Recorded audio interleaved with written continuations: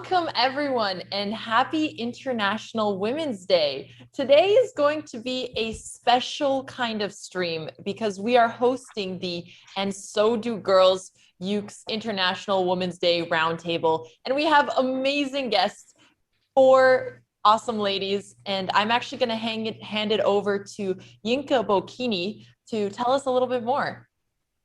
Thank you for hosting us on your channel, Alex. We have got so much to talk about today. I, for one, am so excited to hear more about everyone's journey and the industries that you guys have navigated, and of course, your experiences as women and the meaning of this special day, International Women's Day, for us guys. Before we jump into discussion, I guess we can start with a little introduction from everyone. My name, as Alex said, is Yinka Bokinni. I'm a broadcaster from London, so I work on TV, on radio. I'm a writer as well, and hopefully a girl killing it in her field. Alex, this is your channel, so do you want to go next? Yeah, absolutely. So, some people on my channel know, but we're also putting this on some of Yuke's pages as well. So my name is Alexandra. I'm a chess master and full-time content creator, streamer on Twitch and YouTube. And Leticia, what about you? Hey guys, thanks for having me. My name is Leticia Bufoni. I'm from São Paulo, Brazil. I live in Los Angeles now, and I'm a professional skateboarder. And Zara. Just me left. I'm Zara Larsson. I live in Stockholm. I am a singer and a writer. I'm also really excited to be here talking to you guys today.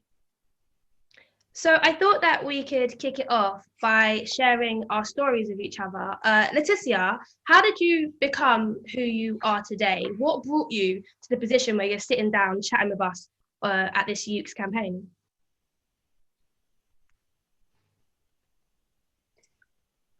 So I started skateboarding when I was 10 years old. The reason that I started skateboarding is because I used to play soccer before, and then all my friends bought a skateboard and I had no one to play soccer with.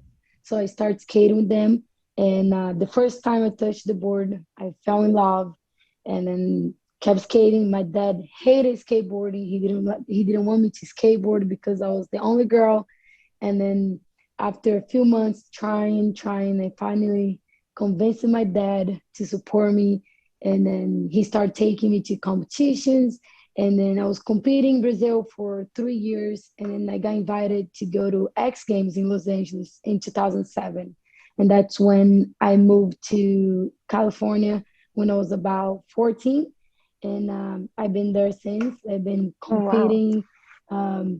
I have 11 X Games medals, and it's a great life. It's so crazy because when I announced that I was doing the And So Do Girls Roundtable and it's supported by Yuke's, I was like, this is so sick for me. And my friends were like, yeah, Leticia, what about her? Tell us about her. It's awesome. So you got loads of fans in London. Zara, do you want to talk us through your journey? How I ended up here? Pretty much like you. I've been doing what I'm doing since I was a little kid, and always knew that I wanted to be on stage, always been an entertainer. I want people to have a good time and kind of escape like the reality a bit and go into this pop bubble that I do pop. And I think the older I got, the more I also understood that not only do I want to be on stage, but I want to write the songs and I want to do everything around what it means to be an artist, not only, sing the songs. But I released my first song when I was 15, and ever since I've just been doing what I do, which is almost 10 years ago. That's crazy. But yeah, you guys probably started young as well, though. Awesome. Yeah, like so young. And I look back at that girl now and I'm like, what? That's me? That's crazy. But especially when you're 15, because you feel so grown. But now I look at that and I'm like, oh, like she's so small, But I've always known that music is what I want to do. Entertaining people is what I want to do, for sure. Alex, have you always known that being a chess content creator is what you wanted to do? For me, it was really luck falling into it. I started playing chess when I was 6 years old, and I competed in a lot of national and international tournaments. I played in 3 Olympiads for the Canadian team, but I actually stopped competing pretty early on because I wanted to go to university and focus on something else. And while I was there, I really missed chess. So I started playing and making content for fun and ended up falling back into it. And then also chess started getting a lot more popular with things like Queen's Gambit and people being at home more when COVID hit. So they're actually on their computer watching chess. So it was one of these really rare opportunities that gave me this chance that I would never have had otherwise. And Yinka, you're actually so multi-talented. I was looking at all of the things you've done in the past. A radio, TV producer, you have these successful and popular TED Talks. You're also studied law before, you're a DJ, you're a vlogger. How are you able to pull off so many different things? I think for me, it's just deciding to do something that I enjoy every day. You know, as an adult living in this world, you have to work to eat and the rent has to be paid. And I just wanted to be able to do things that I enjoy, that I'm passionate about, in order to just provide for myself and my family. When it comes to radio, that's like my first love. So being a broadcaster is where I started. I started on like underground radio in the UK and have worked my way up to the commercial level. And then once you kind of get, it's so weird because things snowball, don't they? So once you get the respect or like even attention for being good at one thing, other things surrounding that industry start to become a bit easier for you. So I guess with you, Zara, the same as once you make it as a pop star, maybe people will listen to the songs that you write. Yeah, 100%. Definitely. I agree with that. It's so fun that you don't limit yourself. I love that. I try not to. I want to do this. I want to do that. And yeah, I just like dip my finger in all the time. Yeah, as you should. What are you guys' thoughts on the current trends of women being represented more in the workplace? Of we've seen it, especially in recent years, of like the gender. I hope it's pay not a gap, trend. Gender equality. This is what I was saying. I hope so too. The norm. I hope it's not a trend. Yes, exactly. But I hope we go towards a more equal world where it isn't like amazing that like I'm signed to a label in America, Epic, which is ran by a Black woman. And, it's like, wow, that's great. But it's like, why do we have to be so surprised when I think about that or when I tell people that? Because it's so rare that is something that is, happening in the industry. And especially there's a lot of great writers that are women. There's a lot of great artists, but there isn't a lot of women sitting in the big chairs at the big tables. But I do feel like it's changing, definitely. Like what I've seen behind the scenes over the years is that I'm just surrounded by way more women now. And I feel like it just changes the way people work and it changes the climate. A lot of the times how people talk or like what's okay and what's not okay. I really hope it's something that we will continue doing and not just, a trend. I always notice that it's like they call me a female DJ or they'll call right. you I'm like, I'm a DJ. Female skateboarder, like a female chess player. It's like when we drop the caveat, then I think it'll be equal. And it's not a precursor to what you do. How have you found it, Alex? Yeah, that's actually a very good point. I think on one end, whenever you are doing these kinds of initiatives to get more women into the workplace or to get more women into chess, then a lot of people also get called to attention the fact that there are very few women. And it almost is like a double-edged sword, where on one end, you're happy that these opportunities, but on the other, because you're so singled out and it's so unique, you still feel like you have a little bit of imposter syndrome, as if you're not supposed to be there. And that's why you need to have these kinds of special programs, or even just calling more attention on it, things like having women panel, women camps. So hopefully it will go one day towards a future where this is something that is very normal. And this is just one of the stepping stones to be able to get into a situation like that. Leticia, do you feel like women are represented in skateboarding? Oh no, I think she's having a little bit of a connectivity issue. Or she's just completely focused in on the conversation. While we wait for her to come back, there she is. Oh, hello. I'm back. Sorry, guys. We had a crazy storm here in Brazil, and my connection is really bad. Can you repeat the question, please? Yeah, sure. I was asking if you feel represented as a woman in skateboarding in terms of gender equality and stuff. Yeah, it's definitely not there yet.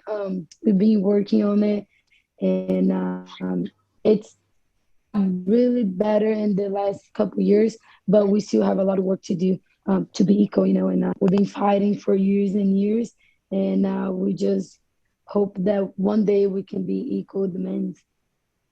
I think I'm with you as well on this, Zara, because in my workplace, when I first started in radio especially, there weren't that many women sort of like being the alpha. So usually on breakfast shows, you'll have the person who always speaks first, who drives the desk, who plays the music, who controls everything. And then you have the person in company. And usually it's a male and female role traditionally. But for my job at Capital Extra doing the breakfast show, it's me and I've got a female co-host. And we're surrounded by women. We sort of celebrate. We're able to celebrate every day. And I think us existing in a commercial level really does something, hopefully. 100%. Oh, 100%. Especially like even for the people who are not only working there, but, of course, the people who are listening and who tune in and they hear two women talk. And, it might be something that you don't think about actively, but I think it does affect everyone to just know like representation is really important. And if you hire women to, like, when I go into the studio, I never want to sing or I never want to write a song where it's just me and guys. I'm like, no. I need to have at least another woman in here because first of all, it's just something that I can relate to, or like we can relate to each other in a way that I don't have to explain stuff. And also give the opportunity to, I work with amazing writers, so it's not like, they don't need me every time. But what if we would write a hit, right? And I would love to give that opportunity to another woman, because why not? Alex, it's so weird because up until I started following you on Instagram and having a look at like everything that you do, I feel like I was also trained to see chess as a man's sport. I think subconsciously, but seeing you do it, it's like, actually, no, we've all got brains. Yeah, absolutely. A big thing in chess, and I think other male-dominated fields, especially for young girls, is feeling like you're not going to fit a certain box. And I know that often when men hear this kind of thing, they don't understand it at all because it's not something they've experienced. And a lot has changed over the years. For example, if you go back to the 60s when we had Bobby Fischer, the most famous American chess player of all time, one of the GOATs. And there's this really famous interview of him where he says things like, women are really not that good players. They're just terrible. I don't know why they're not so smart. They should just stay in the kitchen. And people look at that and they say, wow. Oh, wow, he's so misogynistic. And somebody even asked him if he's misogynistic. And he said, what does that mean? I just don't think women should mess in intellectual affairs. And then you have other very famous players like Garry Kasparov, another former world champion, who also used to say that women are just not going to have the same amount of brains as men to be able to play chess. And his opinion has now changed and he has a daughter. But you see this kind of stereotype just continued forever, where even when I do commentary on chess events, you'll have someone like the previous fourth best chess player in the world say, oh, it's very smart that chess.com got a pretty female commentator. That's the only reason there are viewers. So you'll basically get everything diminished to the fact that you're a female if you're working on the content side of chess. And then when you're competing, you basically grow up always hit with the stereotype that you are just genetically inferior. And then when you talk about it, people say, why is it so hard to be a woman? So you just feel like you're being gaslit all the time when you talk about it. A rock in a hard place. Yeah, exactly. So then you just don't talk about it because people don't take you seriously if you do. But if you don't talk about it, then it's not going to be addressed and fixed over time. It's not an issue I like to talk about, but it's one that I bring up when I think it's important. I think also when we talk about it, sometimes you feel as though you're almost like just moaning. And it's that thing of being a woman, you don't want to nag because you don't want to be like that whiny voice, but then you should be able to speak up for yourself. I think when I first started DJing, I'd rock up to a club with all my stuff with me, and then like there'll be some dude asking me if I want help plugging in my headphones, and it's that thing of like, well, how do you think I got here? What do you mean? Yeah, how did you get to DJing if you can't plug in your headphones? And and I think that in having these conversations and in just challenging the stereotypes, the taboos can be broken with communication. Like now, if I rock up somewhere and they ask me like, "Oh, you hear the DJ?" I'm like, "I am the DJ, by the way. They're with me." Right. And so you have to be sassy with it in order to just be forceful. Yeah, definitely. That's a super stereotypical thing that women are always like the sidekick or like the assistant or like someone who is there like in the background and like, hey, I don't know as much as you, but like happy to be here, which is definitely not true. Yeah, I think it's for me as well. I get the fear of being just the one in the pretty dress while the guy like handles all of the broadcasting. Leticia, what stereotypes are there for women in skating? Sorry, can you repeat the question? What stereotypes have you faced while being a professional skater? Sorry, internet's cutting a lot. Can barely hear the question. That's all right. What stereotypes have you faced while being a professional skater? Oh, so when I first started skating, I was pretty much the only girl in my neighborhood. So a lot of people was calling me lesbian. They're calling me tomboy, and they're saying that skateboarding was not for girls. So that's why my dad didn't like skateboarding, because people was calling me those names. And then after years and years of trying to be recognized at a just a skater, not a girl that skate. And it took me a long time to finally like get a position that people respect me when I go to the skate park, when I skate around with my skateboard. And I think now that there's a lot of girls skating, every skate park you go, you see girls everywhere you go. There's skater girls everywhere. It's huge now. So now I feel like people respect more, and especially now with the Olympics. So we're gonna have Olympics for the first time, and there's gonna be women's competition. So I think now we're really gonna get the respect that we deserve. Yeah, I think that the work is going to show for itself. We're all in such different industries that I think that it's so crazy how we can relate to each other with the stereotypes. But I do feel like Zara, your kind of the taboos are a lot more in the forefront because of you being in pop and it being such a huge industry. Yeah. Oof. I mean, it's really hard because the stereotypes of, I mean, I like the show. Like I like to have the glitter and the glamour and the, costumes and the dancers and all of that. And I think it's interesting if you do the classic comparison between like Beyonce and Ed Sheeran. And like, I love Beyonce. She's my number one ever. And I love Ed Sheeran. I was touring with him. Like, I think he's an amazing, talented writer and an artist and just a great guy. But it's interesting to see how, like, would it be possible for a woman to go out on stage wearing like a flannel, just a guitar, no band, nothing, just that, and like sell stadiums, Or why do we usually feel like women have to like be 100 times more to get the same, you know what I mean? And I don't know where I stand on that, because I think that women, personally, again, I love the show. I don't know if women should like dress down. I think the men should sparkle it up a bit. That's what I think. But it's that typical, like, you're stuck in wanting to be really showy and sexy, but also like, do I really have to be that? Because I'm also just, I don't think it should be that way, but I'm also just a girl who are living in the society. I'm just trying to fit in. And I love all of that. Like, you know what I'm saying? It's so hard to navigate towards sometimes, or navigate in.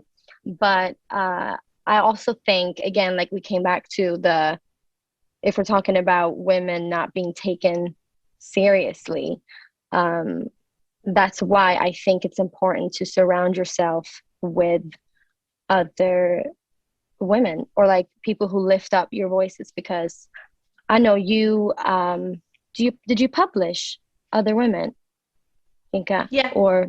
So even if you can't get a seat at a specific table, you're like still able to create your own in a way, and just have like that positive. I've always felt like I've had really positive energy and people who have the same sort of values around me. So I've been a little shielded from, because there's a lot of sexism, especially in music, and I've been through some of the things.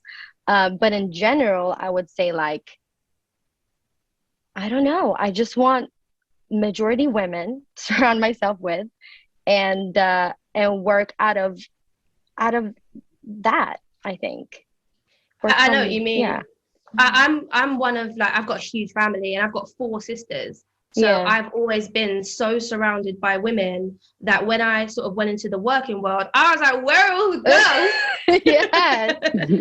I know. Because I'm so when it comes to like the stereotypical things that women do, I don't have that because my family is predominantly female. So like we have like a matriarch, and even my sisters have all had like girl babies. Like, there's just women everywhere. Yeah, I love that. They're outnumbered.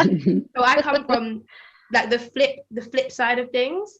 And it's funny that you mentioned like publishing women, because one of the challenges that I've kind of faced in trying to navigate myself through this murky thing we call life is trying to find a seat at a table, trying to go where I'm celebrated. I believe in going where people enjoy you and where people, as opposed to trying to, like, I want to be loved and then we can fight after. But then I want to come from a place of love first. And I had to create my own platform. And I've had to publish myself and other women because people just weren't doing it as frequently as I would like to see. And, I always think that if it doesn't exist, you should build it. And that's part of the reason why I do so much, because if someone won't hire me to do a job, I'll just start doing it and then they have to take notice. But then I think that comes from coming from so many women. What are some of the challenges that you faced, Alex, in your rise to the top, or like your climb on the ladder? Well, I think I'm more sensitive to the kinds of things that I'm going through right now as I'm making the transition to full-time content creator, and thinking about that and how we're going to be able to continue to grow chess on different platforms, but also if we want to go beyond just doing chess and different types of content. And one thing that I do think about occasionally, and especially when I started streaming, was, is it even worth it to be a person who does gaming or chess on Twitch if you're a female? Because originally when I started, the only kinds of comments that I would get in my chat would be really sexist and really misogynistic.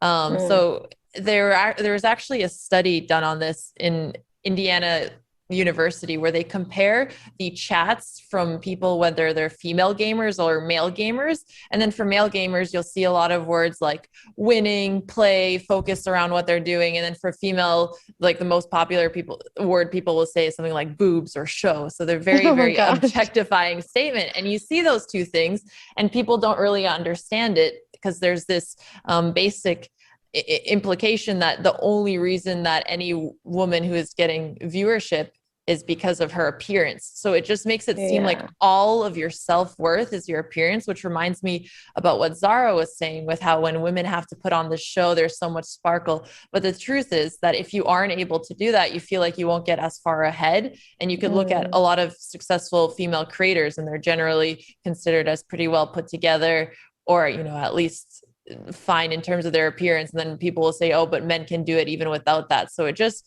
kind of fucks with my psychology of what I think is most important about me, because it might not be something that I think, but I realize that being trying to, look put together and put on makeup and do your hair is one of the things that people most respond to. You're completely right. I don't even read YouTube comments because I interview a lot of rappers. Yeah, it's just part of my job. There's loads of rappers and they're just rapping, and I interview them, and the YouTube comments are just like it's got to the point where it's been about 3 years since I've checked them, because I got stuck in a hole of thinking like, well, this is the only thing that people care about, not what I'm saying, not the music that we're playing, not the conversation. And it's just what the rapper and I may or may not have done after the interview, what I'm thinking about, why am I giggling so hard, like why am I wearing that, why am I not wearing this, why am I wearing makeup, why am I not wearing makeup, why is her hair like that? And it's just it actually makes you scared to put yourself out there. It actually changes the way I think, in a way where, one, that I feel guilty if I ever have success, because I assume sometimes that the people who say that kind of comment are correct. And I've only had success because I'm a female on Twitch, which I know is not true. And it's actually harder to break the top 200 as a female on Twitch. You'll have like 35% female streamers, but when you look at the top 500, it's more like 2.5%. So it's harder, but it's always beaten into you that it's easier. So you end up not even appreciating yourself as much. And then you just start obsessing about things that you shouldn't even be obsessing about, because it's what you see most of the comments on. And it can change. For example, our Twitch chat and our Twitch community, we have a lot of volunteers and moderators who go through the comments, and the people who hang around, they're incredible. But then I switched to a platform that's not moderated, or that hasn't been trained over the years, like YouTube, and I cannot read those comments. Wow. Yeah. What about you, Zara? What challenges have you faced? Oh.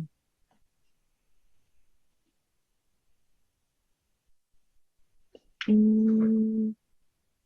don't know, actually. I think being signed at a very early age, I was given, a lot of people, to have a lot of people around me. Like, we had the budget for like a stylist, or a choreographer, or someone. Like I said, I didn't start off writing my songs, and like I just wanted to perform. That was it for me. And it taken me some time to realize that, not that they wanted to change me in any way in the beginning.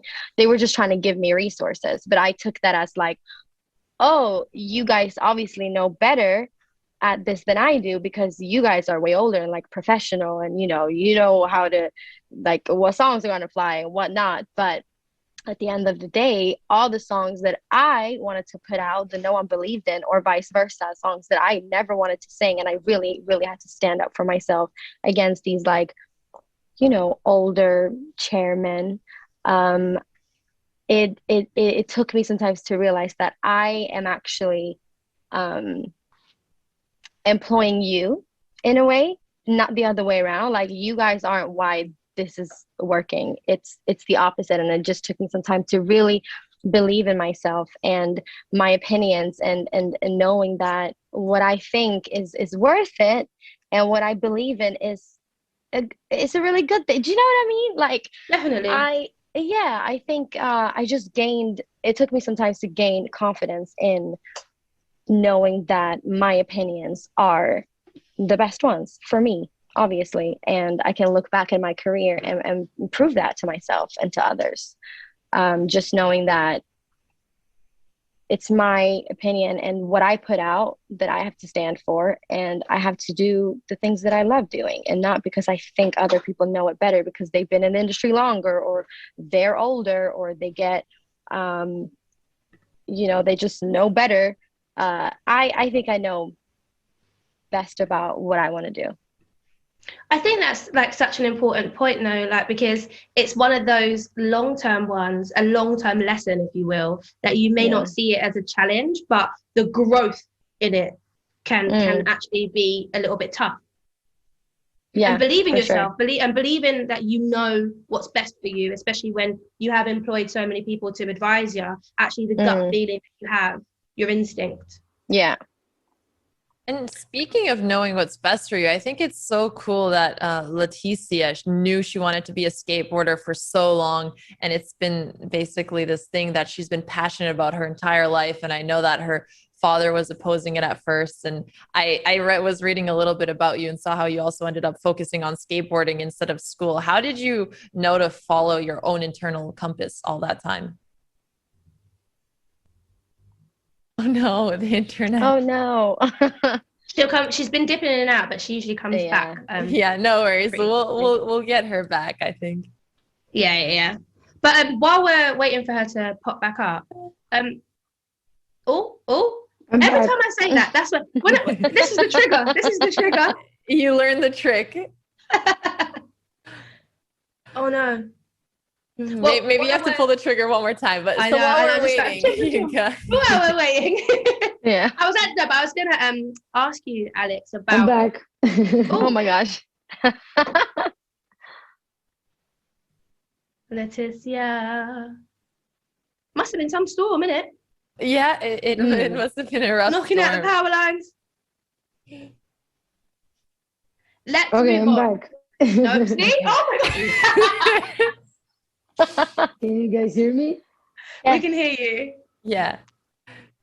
So, Leticia, I'll just say my question again in case it cut out. How did you know that you always wanted to do skateboarding, and how were you able to stick to a passion for so long? So I never thought I'd be a professional skateboarder one day. I felt the first time I touched the board, and I never wanted to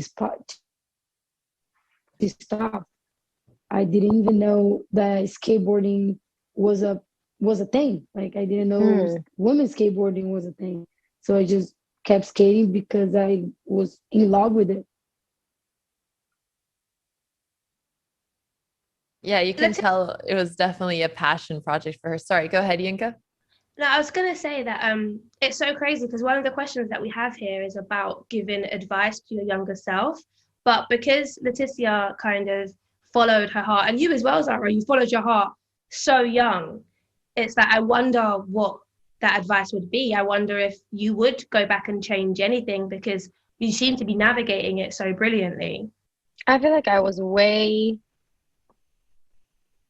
I was just really cool as like a kid and a teenager. I was way cooler than I am now. Like I cared less about what people were thinking about me. I just like I really did my thing, and I am so proud of the girl that I used to be, like the younger version of myself, always going after what I wanted. And, you know, I said what I was thinking, and I had opinions. I'm loud, and I do like, I don't know. I feel like the older I get, the more not laid back, but a little bit like, you know, I really, if anything, I'll be like, what advice can you give me? Like the younger version of myself, what advice can you give to me now?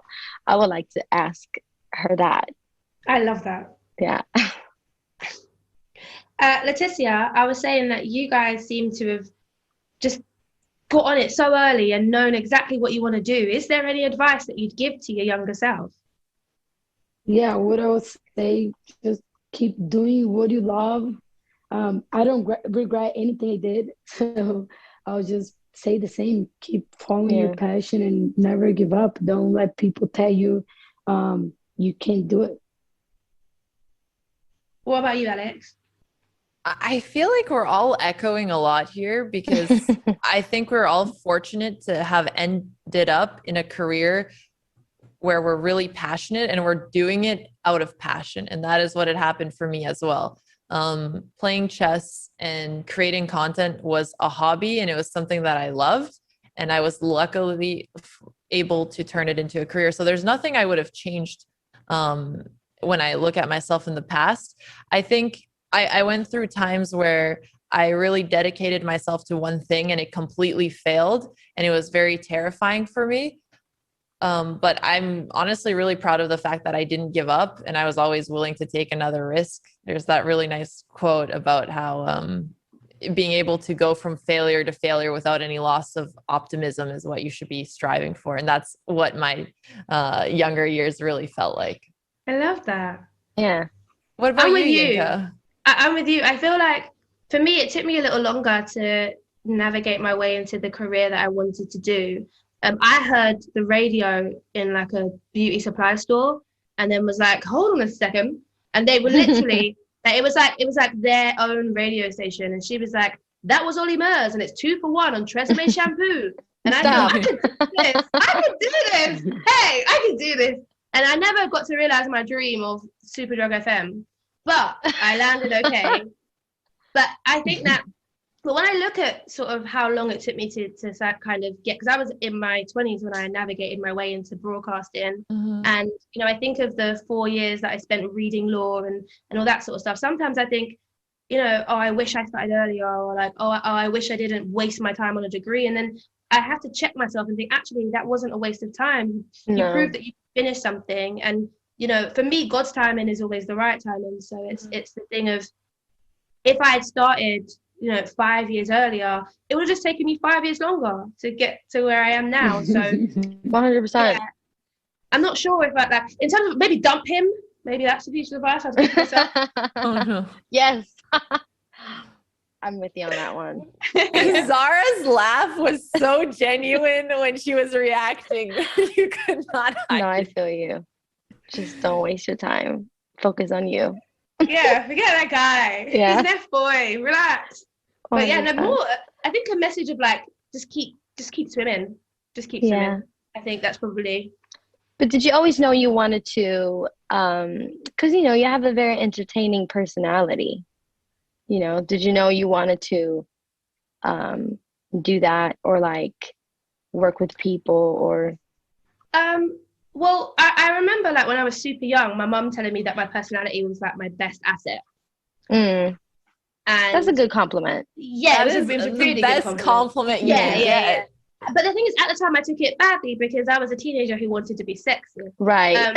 But I genuinely think it is. And I think that I never knew what I wanted to do for a living. I truly believe that I've stumbled gracefully into this avenue. But it's because I know that I love communicating and not even just speaking. Like, I love like telling stories and listening and just being able to like communicate like the humanity of things. So that's and I didn't know that, you know, just being myself was actually going to be profitable. But but yeah, I think I've always known that I've wanted to. I think if I wasn't, I think I'd probably be like a teacher or something. Like just actually speaking. Yeah, I feel you. Yeah, like with primary school though, because that's teenagers. Yeah, teenagers are a really hard time. I actually think it must be so difficult right now for teen girls. And obviously people talk about this a lot with, you know, the rise of things like TikTok, where you're just getting information so quickly, and the marketing is really impacting your subconscious to think specific things and have extremely high standards for girls nowadays. Do you ladies have any advice for how to deal with social media as a woman? Maybe Zara, you can start. Oh, it's hard because, you know, I think it is like some form of, you know, it's impossible to not compare yourself to others sometimes. It's just like stuff humans do. And it's really, really annoying because back in the days you would like compare yourself to maybe the girls in your class, but nowadays you're literally comparing yourself to every single beautiful girl in the world. You know, they're right there in your pocket.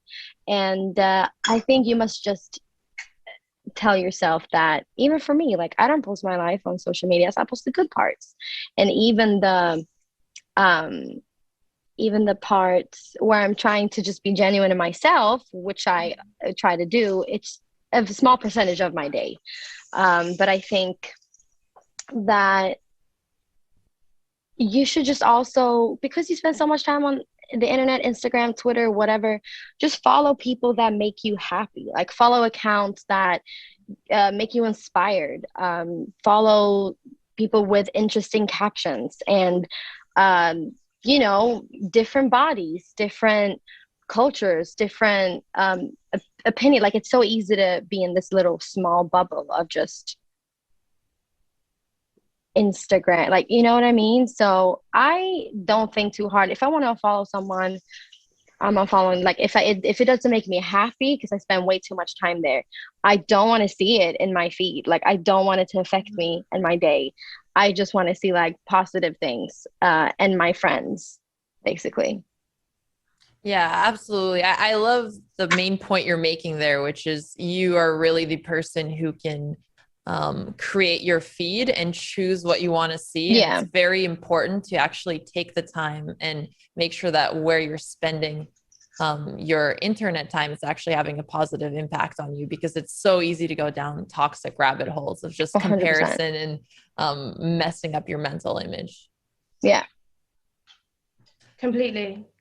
You know, it's crazy as well. I think that you should, what the advice that I would give is to speak to yourself as though you're speaking to your best friend. Because a lot of the time, once you come off of social media or when you're looking at feeds, you just like, you get into this thing of that you're berating yourself, you're comparing yourself, and you would never allow other people to speak to you that way. So I think being kind to yourself while consuming whatever TikTok, you know, Instagram, Twitter, whatever it may be, Twitch even, just being kind to yourself while doing so, giving yourself a little bit of a leeway. I think a lot of people can be really hard on themselves. Leticia, what about you? Sir, I missed the question. What advice would you give to young girls navigating social media? What I would say, just do you, follow your dreams, follow your passion, and never give up. And be you. Somebody else is already taken, so be you. Where do you guys see the mindset of society leading regarding women in general in the year 2031? So we are 10 years in the future. Where do you see women in, this is a big question, but we're coming towards the end. So where do you see women in 10 years time? Wow, that is a very dense Who's question. going to take over? I warmed you up. Yes. And then I agree with Leticia. I mean, hopefully, yeah. Like kind of coming back to the first topic of like, hopefully it won't be, you know, when you're a DJ or live streaming or skateboarding, you're not like a female skateboarder or like like, you know what I mean? And just seeing more women in positions in power, I hope. I would love to work with a lot of female producers. Never happened before. So crazy, I know.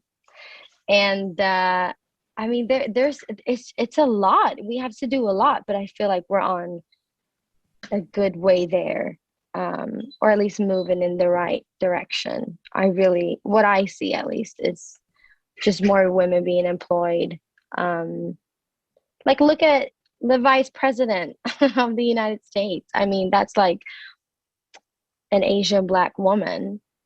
And again, coming back to representation, just girls growing up seeing that is gonna make a difference. I hope so. So just more female faces on every billboard and in every position, in every work field. I hope. Yeah. I think that's certainly where the trend has been going, and you can see it in a lot of different fields. For example, in chess, we went from 5% female participation in the International Chess Federation to somewhere like 15 or 20% now. And clearly, I think we are really progressing, and that is incredible. One thing I would like to see happening over 10 years is society's mindset kind of shifting towards it being women versus men, towards having more of the mentality that equality for one gender is going to make things better for both genders. And you see these kinds of discussions a lot with how because men are stereotyped against taking care of children, women are usually overburdened. And those are bad things for both men and women, because in an ideal world, obviously both people would want to spend time with their kids. So I think it's creating this new kind of conception about what women equality actually means, and understanding that it's a win for everybody overall. And hopefully we'll keep progressing that way and not go towards the other version, which is people saying, well, women can already vote and women already have this. What more do you want? Yay. Yeah. Thanks. Yeah. Leticia, what about you? What do you see in the next 10 years? I would say exactly what Zara said. That's exactly what I would say. You know, I want to see more respect, more women in power, more equality. That's all we need. Yeah, no, I hear you. I look forward to the day when, you know, big up Ukes for this panel and for bringing us all together. But imagine if there isn't a need for an International Women's Day because we're celebrated every day. Imagine a world where women can just breastfeed and there's no comments about it. Lovely. We can go about our business. Yes. Yeah, where women can walk around at night and not be, you know, the person who was guilty for being, you know, having any kind of objectification or even worse, because we live in a society where we, you know, see women as people, not objects. Yeah. Because I used to grow up. Sorry, continue. No. Go. I used to grow up, just specifically on International Women's Day, like you were saying, Yinka, that I used to be so mad when people would be like, Happy International Women's Day. And I was like, but what are we celebrating? Because in my mind, you know, we can do both. We can celebrate all the amazing achievements that women have been doing all over the world. But I was just like, but the fact that we need a day, International Women's Day, because I was also, you know, not only can we celebrate, but we have to acknowledge the inequalities that are still happening in the world. So I just be like, it's not like my birth. Like, what? We just have to get to work. Like, you know, let's go. Like, we don't have to. But I think it could be both. We can both celebrate women and shed a light on all the things that still needs to be worked on. Maybe in 10 years' time, it'll be a day where you just give a woman a greetings card and you're like, I don't even know how we do this. You can say Happy International Women's Day. Here you go, here's your flowers. Yeah. I'm not even sure so historically. So finally, before we all disband for our Sunday evenings, first of all, Alex, thank you so much for letting us host this on your channel. The And So Do Girls campaign has been amazing. Ukes is amazing for even just allowing us to have these conversations so openly, so candidly, and learning about each other's industries has been really interesting and really enlightening for me personally. We do have one final question that I've actually forgotten, but I know Alex knows it. So we're gonna, yeah. Yeah, is this our final message that we want to share? This is the final message that we want to share to all the women out there. That's what it is. So yeah, one from each of us before we say goodbye for the evening. Absolutely. Well, I guess I can start. And I know it's a little bit ironic because Twitch is like 95% male. So for those of you in the chat, just hang in there. There's also other women who are watching this since it's being broadcasted on Ukes' site as well. To me, the most important thing is realizing how many women have fought for us to be where we currently are. I want you to think of your mom. I want you to think of your grandmother and also all of the mentors you've had over your life. So if you are in a position where you are fortunate enough to have the fruits of their labor, then it is also your responsibility to keep fighting and make things better for the generations to come, especially if you are in some niche or position where there is a community you can have some kind of disproportionate amount of impact on. So in my case, I think it's really important to do things for girls who like playing chess, because that is somewhere where I think I could have an impact. And I know it's very meaningful for me. So just a reminder that wherever your position, and it's important, of course, when people are able to help you, but it's also your responsibility to pass that on and support other women. That was great. Thank you, Zara. I appreciate it. What about you? What would you share? Wow. What do I say after that? Big shoes to fill. I would say